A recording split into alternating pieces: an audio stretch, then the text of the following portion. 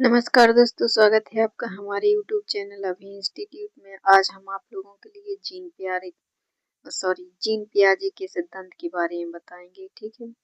और इसको समझेंगे और इसके जो भी बहुविकल्प प्रश्न होंगे वो भी हम आप लोगों को बताएंगे, ठीक है। चलिए तो शुरुआत करते हैं। देखिए, जीन पियाजे के सिद्धांत या जीन पियाजे का सिद्धांत, ठीक है। इन्होंने इनका जो सबसे मुख्य सिद्धांत है वो कौन सा है? संज्ञानात्मक विकास का सिद्धांत है। क्या है? कॉग्निटिव डेवलपमेंट है, ठीक है। संज्ञानात्मक विकास का सिद्धांत है वो मुख्य है। देखिए, इसकी भूमिका क्या है? इंट्रोडक्शन, यह हम देखते हैं। जीन पियाजे एक प्रसिद्ध स्विस मनोवैज्ञानिक थे। स्विस मतलब स्विट्जरलैंड के मनोवैज्ञानिक थे। कहाँ के मनोवैज्ञानिक थे? स्विट्जरलैंड के मनोवैज्ञानिक थे। इनका जन्म कब हुआ था? देखिए, इनका जन्म हुआ था 1886 में, ठीक है। इनका जन्म 1886 में इनका जन्म हुआ था, ठीक है। और यह कहाँ के वैज्ञानिक थे? स्विट्जरलैंड के वैज्ञानिक थे, ठीक है। स्विस शॉर्ट में लिख दिया है यहाँ पे, ठीक है। तो ये कहाँ के थे? स्विट्जरलैंड के मनोवैज्ञानिक थे, ठीक है। थोड़ा सा परिचय दिया गया है यहाँ पे, ठीक है। उन्होंने यह बताया कि बच्चों की सोच व समझ संज्ञान वयस्कों से अलग होती है और यह क्रमिक अवस्थाओं स्टेज में विकसित होती है, ठीक है। क्रमिक मीन्स क्रम से अवस्थाओं में, अलग अलग अवस्थाओं में, और क्रमिक अवस्थाओं में विकसित होती है। अलग अलग अवस्थाओं में इसका क्या होता है? विकास होता है। उनका मुख्य योगदान देखिए, जैसा कि मैंने पहले बताया था, उनका मुख्य योगदान क्या है? संज्ञानात्मक विकास का सिद्धांत, ठीक है। यह उनका प्रमुख सिद्धांत है, संज्ञानात्मक विकास का सिद्धांत, थ्योरी ऑफ कॉग्निटिव डेवलपमेंट, ठीक है। चलिए आगे देखते हैं। देखिए,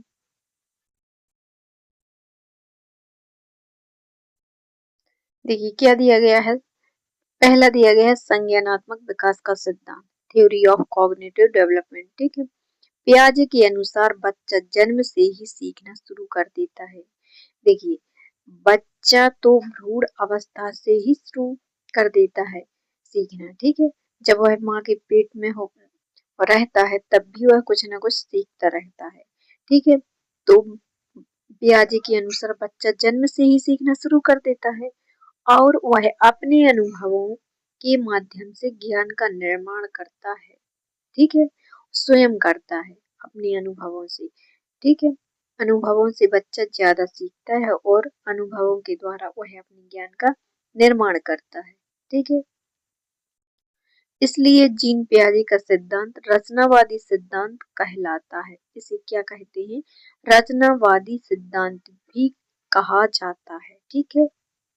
कंस्ट्रक्टिविज्म, ठीक है। चलिए आगे देखते हैं।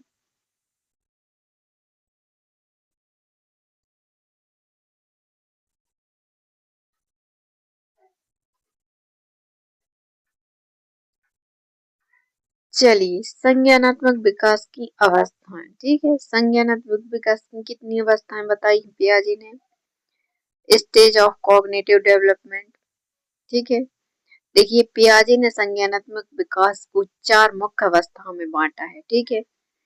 कितनी अवस्थाओं में बांटा है? 4 अवस्थाओं में बांटा है। चलिए देखते हैं कौन कौन सी अवस्थाएं हैं, ठीक है। देखिए, पहली अवस्था है संवेदी प्रेरक अवस्था, ठीक है। पहली अवस्था कौन सी है? संवेदी प्रेरक अवस्था है, ठीक है। अब इस संवेदी प्रेरक अवस्था में कहां से कहां तक है? देखिए, क्या है? संवेदी प्रेरक अवस्था है, ठीक है।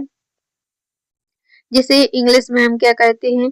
सेंसोरी मोटर स्टेज, ठीक है। यह जन्म से 2 वर्ष तक होती है, या इसे ऐसा भी लिख सकते हैं, हो सकता है विकल्प में ऐसा लिखा हो 0 से 2 वर्ष, ठीक है।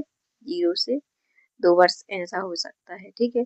इसकी मुख्य विशेषताएं क्या है? देखिए, जो जन्म से 2 वर्ष की अवस्था होती है पहला दिया गया है इसमें, बच्चा इंद्रियों और शारीरिक क्रियाओं से सीखता है। ठीक है, इंद्रियों मीन्स जैसे कि छूकर, वस्तुओं को देखकर, उनको पकड़कर, है ना, वह इंद्रियों के द्वारा सीखता है। देखिए इसमें दिया भी गया है, वस्तुओं को देखकर, छूकर, पकड़कर समझता है। ठीक है, देखिए वस्तु स्थायित्व, ऑब्जेक्टिव परमानेंस का विकास होता है। वस्तु स्थायित्व का विकास भी इसी स्टेज में होता है, इसी अवस्था में होता है, संवेदी प्रेरक अवस्था में। ठीक है, तो वस्तु स्थायित्व का विकास क्या है? वस्तु स्थायित्व क्या है? वस्तु आंखों से ओझल होने पर भी उसका अस्तित्व बना रहता है। ठीक है, देखिए इसमें उदाहरण दिया गया है, जैसे कि अगर बच्चे ने कोई खिलौना छुपा दिया जाए, ठीक है, बच्चे से अलग करके अगर कोई खिलौना छुपा दिया जाए तो बच्चा उसे खोजने की कोशिश करता है ना, यह वस्तु स्थायित्व गुण कहलाता है। और ऐसा प्रश्न भी आता है कि वस्तु स्थायित्व का गुण किस, देखिए वस्तु स्थायित्व का गुण किस अवस्था में पाया जाता है, तो ऑप्शन दिए होंगे 2 से 7 वर्ष, 0 से 2 वर्ष या 7 से 11 वर्ष, है ना, ऐसे ऑप्शन दिए होंगे। तो ऑप्शनों को क्या लगाना है, ऑप्शन में होगा 0 से 2 वर्ष की अवस्था में वस्तु स्थायित्व का गुण आ जाता है। ठीक है, चलिए अगला देख, चलिए अगली स्टेज क्या है, अगली स्टेज है पूर्व संक्रियात्मक अवस्था। ठीक है, क्या है, पूर्व संक्रियात्मक अवस्था। पूर्व संक्रियात्मक अवस्था क्या है, प्री ऑपरेशनल स्टेज, जो कि 2 से 7 वर्ष तक होती है। और इसकी मुख्य विशेषताएं क्या है, मुख्य विशेषताएं भाषा का तीव्र विकास होता है, मतलब भाषा बच्चा जल्दी सीखने लगता है ना। और कल्पनाशीलता, कल्पनाशीलता अधिक होती है। तर्क शक्ति का अभाव होता है इसमें, तर्क शक्ति यानी कि जो तार्किक सोच होती है वह बच्चा ठीक से नहीं सोच पाता है ना। अहम केंद्रित सोच होती है ना। देखिए भाषा का तीव्र विकास मतलब अगर जैसे कोई कुछ भी बोलेगा उसका वह जल्दी अनुकरण कर लेता है, वह जल्दी शब्दों को दोहरा लेता है ना। कल्पनाशीलता, कल्पनाशीलता अधिक हो जाती है लेकिन इसमें तर्क शक्ति का अभाव होता है ना। अहम केंद्रित सोच होती है, यानी कि बच्चा जैसे अगर खेलता है तो वह अपने ही खेल में मगन रहता है ना। वह किसी की क्रियाओं पर ध्यान नहीं देता, किसी के शब्दों पर ध्यान नहीं देता। कभी कभी बच्चा इतना मगन हो जाता है खेल में कि अगर हम उसको बुलाते भी हैं तो वह सुनता नहीं है ना। तो वह क्या है, अहम केंद्रित सोच हो जाती है। देखिए इसमें उदाहरण भी मैंने लिखा हुआ है। देखिए अहम केंद्रिता, अहम केंद्रिता मतलब बच्चा केवल अपने दृष्टिकोण से सोचता है ना। क्या करता है, वह अपने दृष्टिकोण से सोचता है, वह अपने हिसाब से सोचता है ना। चलिए अगला देखते हैं। देखिए इसकी सीमाएं देख लीजिए, जो प्री ऑपरेशनल स्टेज है इसकी सीमाएं देख लीजिए। प्री ऑपरेशनल स्टेज कहाँ से होती है, 2 से 7 वर्ष तक होती है ना। सीमाएं, संरक्षण की अवधारणा नहीं होती है। ठीक है, वस्तुओं को केवल एक ही गुण के आधार पर देखता है। देखिए संरक्षण की अवधारणा, इसका मतलब यह है संरक्षण की अवधारणा नहीं होती है और वस्तुओं को केवल एक ही गुण के आधार पर देखता है। जैसे कि अगर उसने 4 पैर वाला जानवर देखा, ठीक है, जैसे कि उसने कुत्ते को देखा तो कुत्ते के 4 पैर होते हैं, 2 कान होते हैं, एक पूंछ होती है। अगर वह बिल्ली को देखेगा तो वह उसे भी कुत्ता समझने लगता है कि यह भी कुत्ता है ना। फिर धीरे धीरे उसमें मतलब विकास आने लगता है, लेकिन शुरू में वह एक ही गुण के आधार पर देखता है ना। जैसे कि अगर लंबे गिलास में पानी डालने पर बच्चा समझता है कि पानी बढ़ गया। जैसे कि अगर देखिए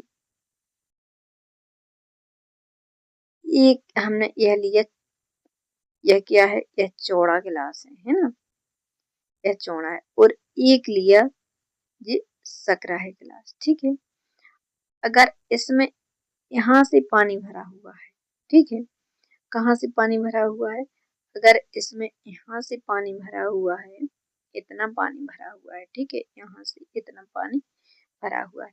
अगर यही पानी इस वाले गिलास में डालेंगे, है ना, तो यह पानी यहाँ से हो जाएगा, है ना, कहाँ से हो जाएगा, यहाँ से हो जाएगा। तो उसको लगेगा कि पानी इस गिलास में डालने पर क्या हो गया, पानी ज्यादा हो गया, और इसमें क्या है, पानी कम दिख रहा था उसको, इसमें क्या हो गया, उसे ज्यादा दिखाई दे दिया। तो है क्या करता है कि वस्तुओं को केवल एक ही गुण के आधार पर देखता है ना, वस्तुओं को केवल एक ही, उससे यह मालूम नहीं होता कि यह गिलास चौड़ा है तो इसमें पानी कम दिख रहा है, और यह गिलास सकरा है तो इसमें पानी ज्यादा दिख रहा है, ठीक है। चलिए अगला देखते हैं। अगला क्या है, मूर्त संक्रियात्मक अवस्था, है ना। अगली दी गई है मूर्त संक्रियात्मक अवस्था, है ना। तो मूर्त संक्रियात्मक अवस्था में क्या दिया गया है, मूर्त संक्रियात्मक अवस्था में कंक्रीट ऑपरेशनल स्टेज, जो कि 7 से 11 वर्ष तक होती है ना। इसकी मुख्य विशेषताएं क्या है, तर्क शक्ति का विकास होता है, संरक्षण की समझ होती है, वर्गीकरण व क्रमबद्धता। जैसे कि देखिए, तर्क शक्ति का विकास मीन्स तार्किक रूप से चीजों को गहराई से मतलब गहराई से चीजों का अवलोकन करने लगता है ना। इसमें संरक्षण की समझ भी होती है, वर्गीकरण व क्रमबद्धता भी होती है ना। वर्गीकरण, जैसे कि हमने एक त्रिभुज बनाया, है ना, अब वह समझने लगता है यह त्रिभुज है, त्रिभुज के 3 कोने होते हैं, है ना। यह उसमें धीरे धीरे समझ आने लगती है, वह आकृतियों को भी समझने लगता है कि यह वर्ग है, यह सर्कल है ना, और यह रेक्टेंगल है, यह स्क्वायर है ना। तो वह धीरे धीरे वह क्रम से समझने लगता है ना। तो संरक्षण क्या है, संरक्षण देखिए, कंजर्वेशन, मात्रा, वजन, आकार स्थिर रहते हैं, है ना। चलिए अगला देखते हैं, अगली स्टेज क्या है। देखिए इसमें उदाहरण भी बताया गया है, उदाहरण देख लेते हैं इसके, है ना।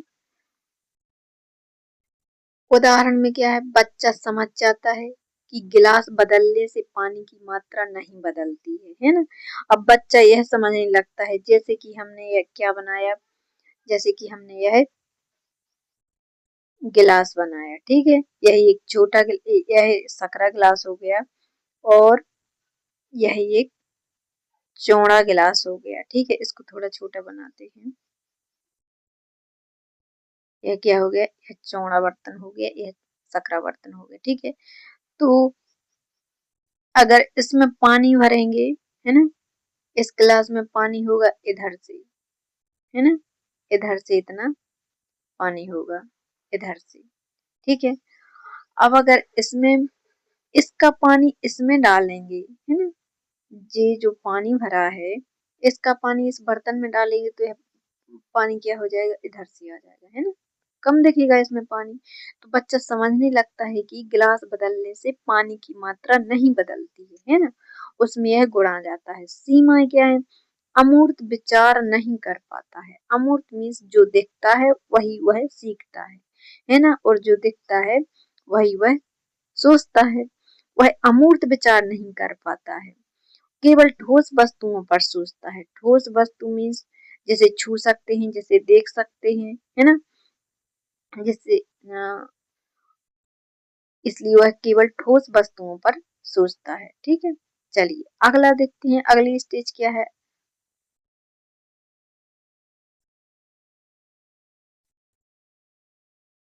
देखिए अगली स्टेज क्या है, ऑपरेश सॉरी औपचारिक संक्रियात्मक अवस्था, है ना। क्या है, औपचारिक संक्रियात्मक अवस्था, फॉर्मल ऑपरेशनल स्टेज बोलते हैं इसको, ठीक है।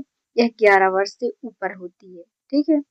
इसकी विशेषताएं क्या है, अमूर्त एवं तार्किक चिंतन, समस्या समाधान की क्षमता, कल्पनात्मक सोच, वैज्ञानिक दृष्टिकोण, ठीक है। देखिए अमूर्त एवं तार्किक चिंतन क्या है, तार्किक चिंतन देखिए वस्तुओं को, जैसे पजल को सॉल्व करना, है ना, एक पजल होती है ना, ठीक है, तो उसमें थोड़ा तार्किक शक्ति लगती है, ठीक है। इसमें एक बॉक्स खाली रहता है और बाकी इसमें एक चित्र बना होता है, तो उस चित्र को बनाना पड़ता है, उसके टुकड़े इधर उधर होते हैं तो उसको लगाना पड़ता है ना। तो इसमें तर्क तार्किक सोच लगती है ना।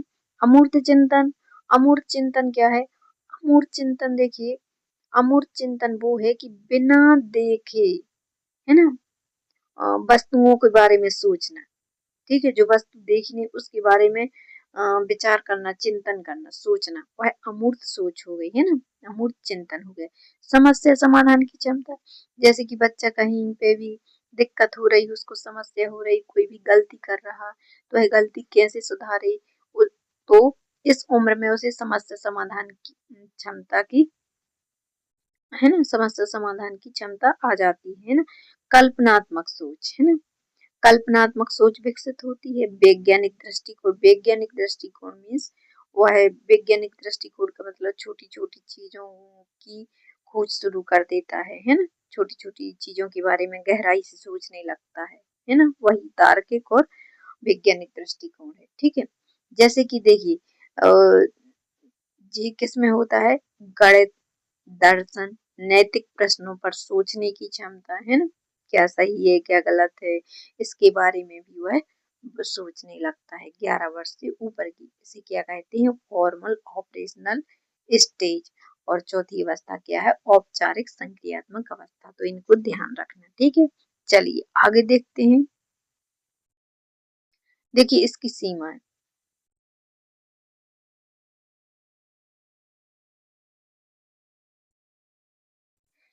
सीमाएं क्या है? संरक्षण की अवधारणा नहीं होती है, वस्तुओं को केवल एक ही गुण के आधार पर देखता है।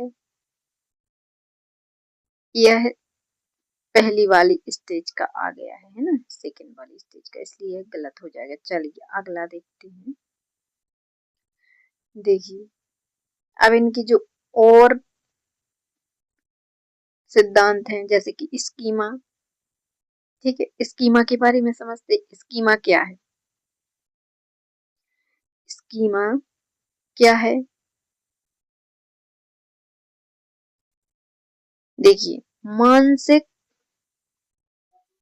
मानसिक ढांचा या ज्ञान की इकाई, जिसके माध्यम से बच्चा अनुभवों को समझता है ना। उदाहरण जैसे कि कुत्ते को देखकर चार पैर वाले सभी जानवरों को कुत्ता समझना, है ना। तो ये क्या है? स्कीमा है ना। बच्चा दिमाग लगा लेता है, जैसे कि उसने कुत्ते को देखा या बिल्ली को देखा, या फिर बिल्ली के बाद उसने और दूसरे जानवर को देखा, है ना, तो वह समझता है यह भी कुत्ता है। जैसे कि उसने अगर गाय को देखा, ठीक है, तो गाय को देखा उसने कि गाय गाय की सॉरी गाय के चार पैर होते हैं, एक पूंछ होती है, दो कान होते हैं, उसने गाय को देखा। गाय के बाद अगर वह भैंस को देखेगा, किसको देखेगा? भैंस को देखेगा, तो वह भैंस को भी गाय समझने लगेगा, है ना। यह क्या है? स्कीमा है ना। वह अपने मन में सोचता है कि इसके भी चार पैर हैं, इसकी भी एक पूंछ है, इसकी दो आंखें हैं, दो कान हैं, तो वह उसे भी गाय समझने लगता है, ठीक है। इसे स्कीमा कहते हैं, ठीक है। चलिए अब देखिए आत्मसात। आत्मसात क्या है? आत्मसात एसिमिलेशन, नई जानकारी को पुराने ज्ञान में जोड़ना। एग्जाम्पल दिया गया है, बिल्ली को देखकर कहना यह भी कुत्ता है ना। मैंने अभी बताया ना, बिल्ली को देखकर कहना कि यह भी कुत्ता है, यह है। उसने पूर्व ज्ञान क्या था उसका? उसने बिल्ली को देखा, है ना, उसने पहले कुत्ते से रूबरू था, कुत्ते को वह पहचानता था कि यह कुत्ता है।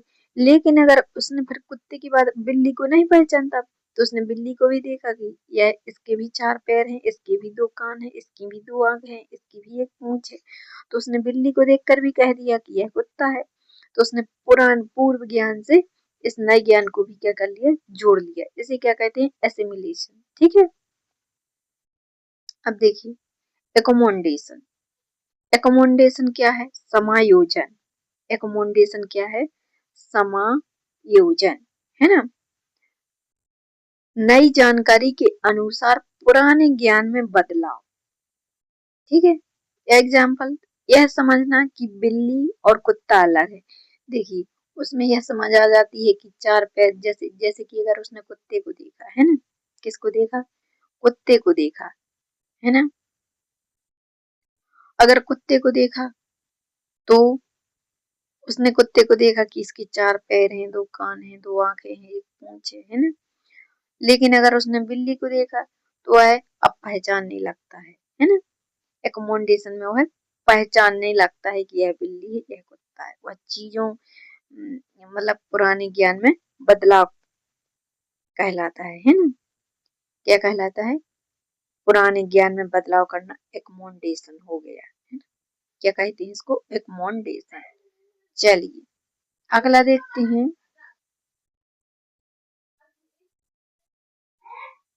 अगला देखते हैं संतुलन।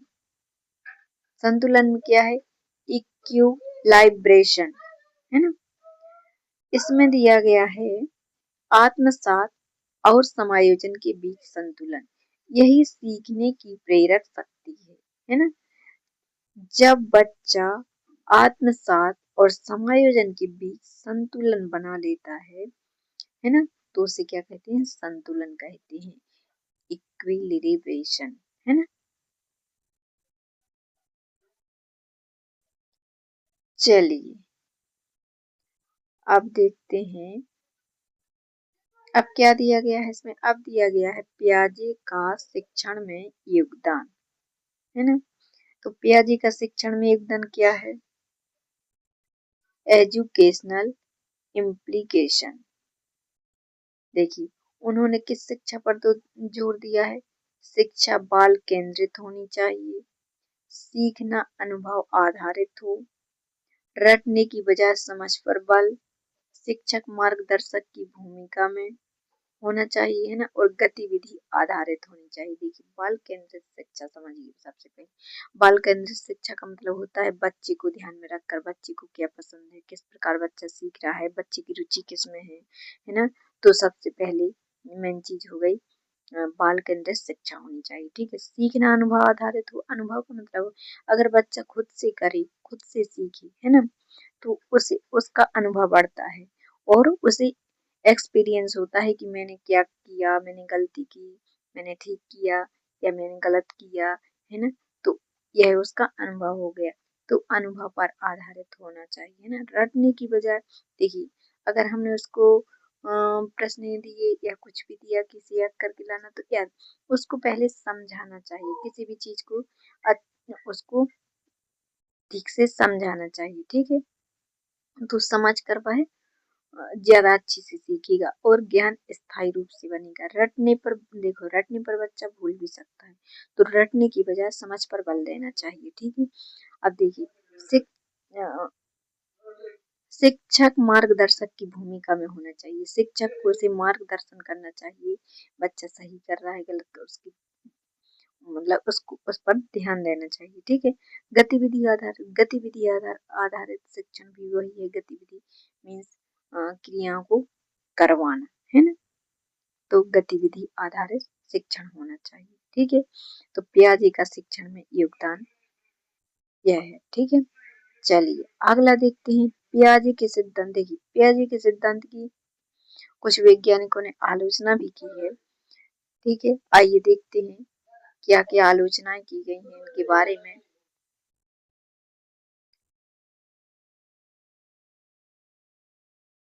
देखिए सभी बच्चे समान आयु में समान स्तर पर नहीं पहुंचते हैं, है ना। जैसे कि सभी बच्चे हैं समान आयु में, तो किसी की बुद्धि तेज होती है, किसी की कमजोर होती है, और किसी की बहुत ज्यादा कमजोर होती है, और किसी की बहुत ज्यादा तेज भी होती है। तो ये भी सही है कि सभी बच्चे समान आयु में समान स्तर पर नहीं पहुंचते, है ना। सामाजिक व सांस्कृतिक प्रभावों की अनदेखी है। इसमें सामाजिक और सांस्कृतिक प्रभावों की कोई चर्चा नहीं की गई है। इसमें सामाजिक और सांस्कृतिक प्रभावों को क्या किया है, अनदेखा किया गया है। भाषा की भूमिका को कम महत्व, भाषा की भूमिका को कम महत्व दिया गया है ना।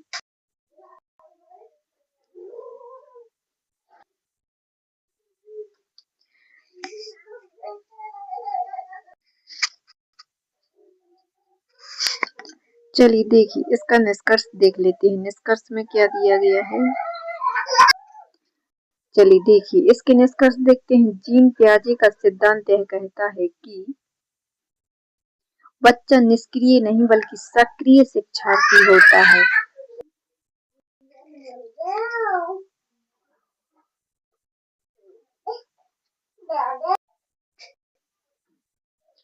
देखिए बच्चा निष्क्रिय नहीं बल्कि सक्रिय, सक्रिय का मतलब है वह स्वयं शिक्षा के प्रति, सीखने के प्रति खुद एक्टिव रहता है ना। आज भी शिक्षा, बाल मनोविज्ञान और शिक्षण विधियों में पियाजे के सिद्धांत अत्यंत उपयोगी है ना। चलिए देखिए हमने इसके निष्कर्ष तो बता दिए हैं, अब इसके थोड़े क्वेश्चन भी देख लेते हैं। चलिए इस पर आधारित क्वेश्चन देख लेते हैं। ठीक है, पहला क्वेश्चन, क्वेश्चन नंबर पहला क्या दिया गया है? इसमें दिया गया है जीन पियाजे किस देश के मनोवैज्ञानिक थे? A America, B France, C Switzerland और डी जर्मनी। बताइए, अभी हमने बताई थ्योरी में बताया था, तो कहाँ के वैज्ञानिक थे? देखिए जीन पियाजे स्विट्जरलैंड के मनोवैज्ञानिक थे, है ना, स्विट्जरलैंड के मनोवैज्ञानिक थे। चलिए अगला क्वेश्चन देखते हैं। यह जितने भी क्वेश्चन है इसी थ्योरी पर आधारित है, जो थ्योरी हमने आप लोगों को बताई है ना। पियाजे का सिद्धांत किससे संबंधित है? ए नैतिक विकास से, बी सामाजिक विकास से, सी संज्ञानात्मक विकास से और डी भावात्मक विकास से। बताइए कौन सा होगा इसका सही आंसर? देखिए तो इनका मुख्य सिद्धांत जो है वो किससे संबंधित है? जीन पियाजे का सिद्धांत सॉरी वह है संज्ञानात्मक विकास से संबंधित है ना, यह इसका सही आंसर हो जाएगा। चलिए अगला क्वेश्चन देखते हैं, क्वेश्चन नंबर 3। क्वेश्चन नंबर 3 में क्या दिया गया है? क्वेश्चन नंबर 3 में दिया गया है पियाजे के अनुसार सीखने की प्रक्रिया क्या है? ए शिक्षक द्वारा दी गई जानकारी, बी अनुकरण द्वारा, सी स्वयं ज्ञान का निर्माण और डी पुरस्कार। बताइए क्या होगा इसका सही आंसर? देखिए पियाजे के अनुसार सीखने की प्रक्रिया वो जो है शिक्षक द्वारा दी गई जानकारी नहीं, अनुकरण के द्वारा यह भी नहीं है, पुरस्कार के द्वारा यह भी। इसका आंसर हो जाएगा सी। क्या हो जाएगा इसका सही आंसर? इसका सही आंसर हो जाएगा सी, इसका सही आंसर हो जाएगा स्वयं ज्ञान का निर्माण, यह इसका सही आंसर हो जाएगा। चलिए अगला क्वेश्चन देखते हैं, क्वेश्चन नंबर 4। क्वेश्चन नंबर 4 में क्या दिया गया है? क्वेश्चन नंबर 4 में दिया गया है वस्तु स्थायित्व, है ना। देखिए मैंने बताया भी था कि यह क्वेश्चन जरूर आएगा। वस्तु स्थायित्व, ऑब्जेक्टिव परमानेंस का विकास किस अवस्था में होता है? ए पूर्व संक्रियात्मक, बी मूर्त संक्रियात्मक, सी संवेदी प्रेरक और डी औपचारिक संक्रियात्मक। बताइए क्या होगा इसका सही आंसर?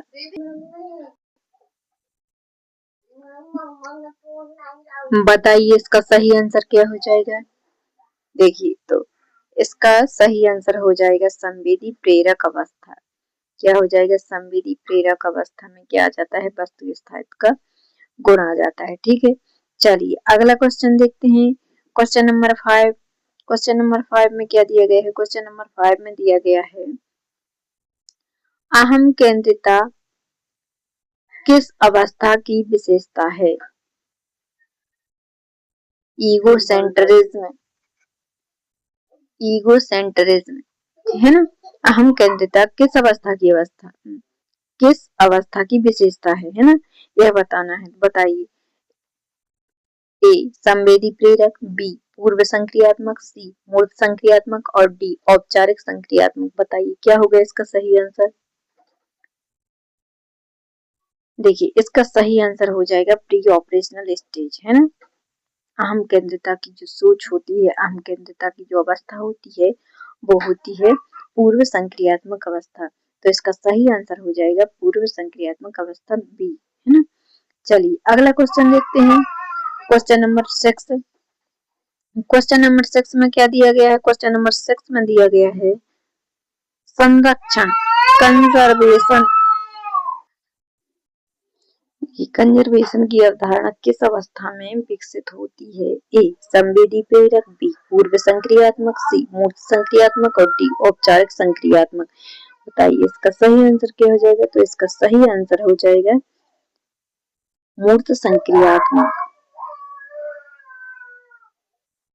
यह इसका सही आंसर हो।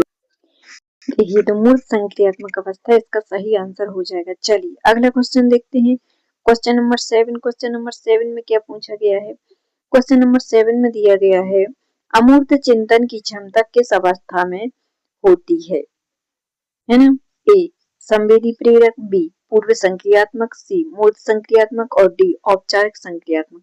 बताइए किस अवस्था में होती है अमूर्त चिंतन की क्षमता?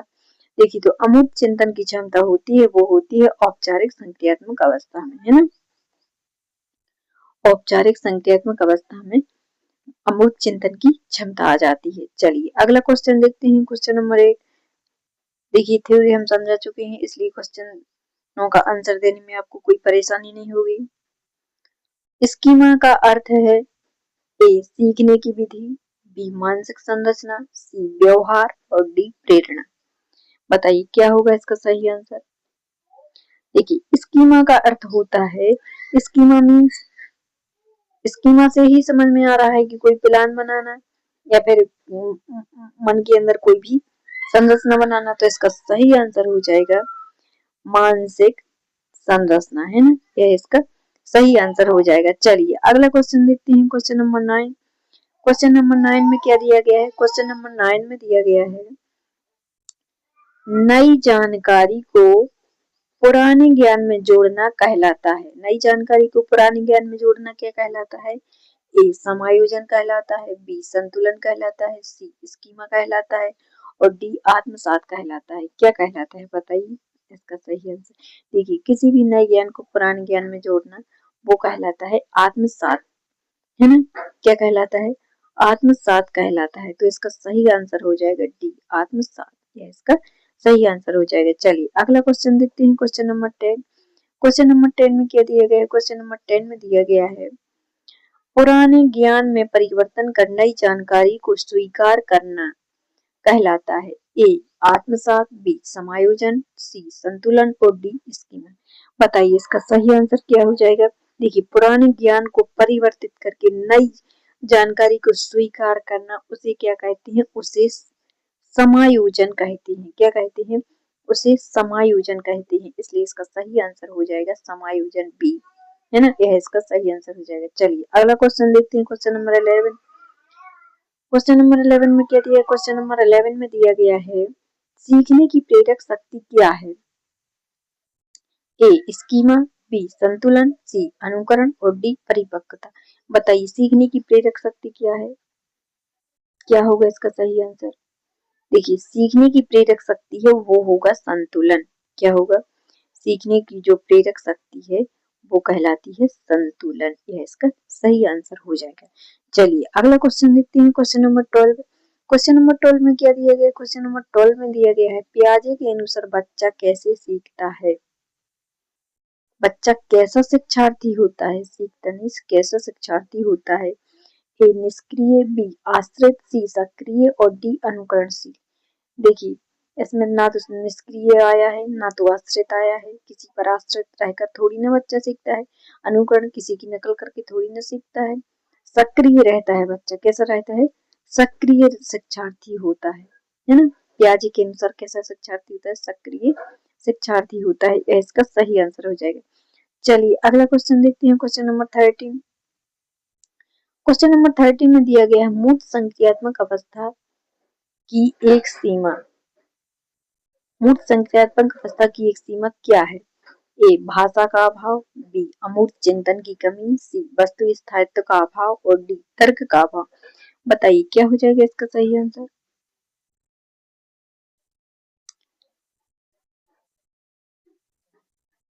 देखिए मूर्त संक्रियात्मक अवस्था की एक सीमा क्या है? तो मूर्त संक्रियात्मक अवस्था की जो सीमा है उसमें क्या होता है? भाषा का अभाव? नहीं, भाषा का अभाव नहीं होता है। वस्तु स्थायित्व का अभाव? नहीं। तर्क का अभाव? इसमें होता है अमूर्त चिंतन की कमी होती है। क्या होती है? अमूर्त चिंतन की कमी होती है। यह इसका सही आंसर हो जाएगा। चलिए अगला क्वेश्चन देखते हैं। Question number 14। क्वेश्चन नंबर 14 में क्या दिया है? क्वेश्चन नंबर 14 में दिया गया है पियाजे का सिद्धांत किस दृष्टिकोण पर आधारित है? ए व्यवहारवादी, बी मनोविश्लेषणात्मक, सी रचनावादी और डी मानवतावादी। देखिए तो इसका सही आंसर हो जाएगा पियाजे का जो दृष्टिकोण है या पियाजे का सिद्धांत का जो दृष्टिकोण है वो रचनावादी है। क्या है? रचनावादी सिद्धांत है ना, इसे रचनावादी सिद्धांत भी कहा जाता है, संज्ञानात्मक सिद्धांत को। चलिए अगले क्वेश्चन देखते हैं, क्वेश्चन नंबर 15 लास्ट क्वेश्चन है, ठीक है, इसकी 15 ही क्वेश्चन बनाए थे हमने। चलिए पियाजे के अनुसार शिक्षा कैसी होनी चाहिए? देखिए ए शिक्षक केंद्रित, बी पुस्तक केंद्रित, सी बाल केंद्रित और डी परीक्षा केंद्रित। नहीं, पियाजे के अनुसार देखिए शिक्षक केंद्रित, शिक्षक को ध्यान में रखकर शिक्षा देनी चाहिए बच्चों को, या पुस्तक को ध्यान में रखकर। नहीं, इनमें से जे कोई नहीं होगा। देखिए बालक की शिक्षा पियाजे के अनुसार बाल केंद्रित होनी चाहिए, बालक को ध्यान में रखकर शिक्षा देनी चाहिए, ठीक है, इसका सही आंसर हो जाएगा। चलिए उम्मीद करते हैं आपको हमारी वीडियो पसंद आई होगी, इसे शेयर और लाइक जरूर कीजिएगा और कमेंट में हमें जरूर बताइएगा कि आपको हमारी वीडियो कैसी लगी। चलिए धन्यवाद।